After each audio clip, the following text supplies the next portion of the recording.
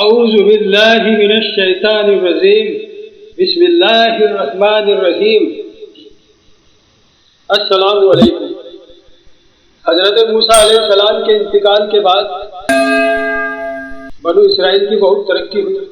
اس کے بعد آہستہ آہستہ اس میں اختلافات پیدا ہو گئے اور اللہ تعالیٰ کے بتائے ہوئے صحیح راستے کو بھولتے گئے۔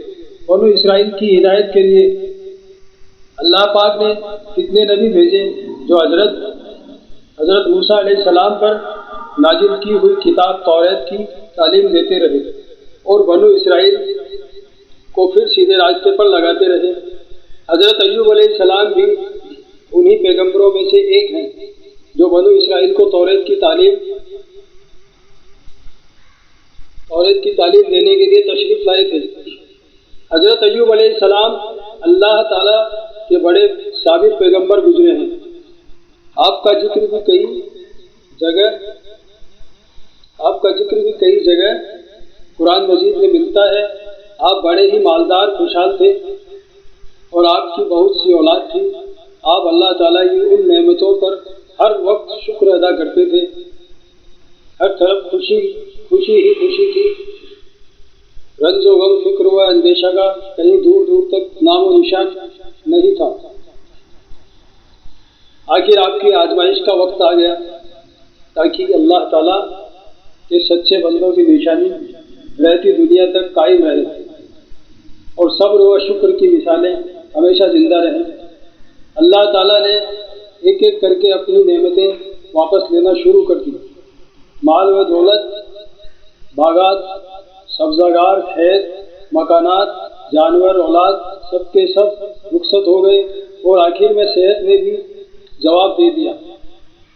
بدن میں کیڑے پڑ گئے، سارا بدن پھٹ گیا، مگر آپ ان سب مصیبتوں پر بھی اللہ تعالیٰ کا شکر ہی ادا کرتے رہے۔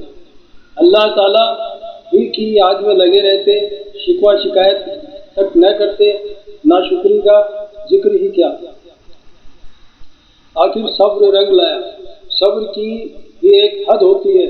جب اس کا پیمانہ لبریز ہو گیا تو انہوں نے اپنے رب کو پکارا اور فریاد کی، مجھے شیطان نے رنج اور تکلیف پہنچا رکھی ہے،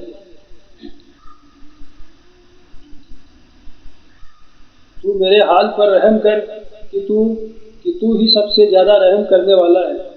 آخر اللہ تعالیٰ کو ان کے حال پر رحم آیا۔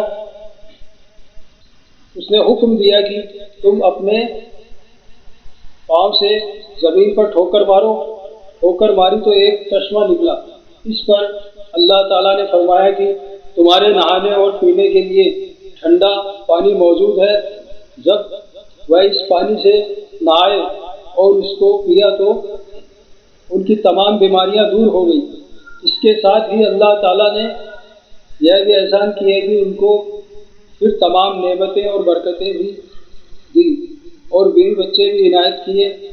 بے شک حضرت ایوب علیہ السلام بڑے صبر کرنے والے تھے۔ السلام علیکم۔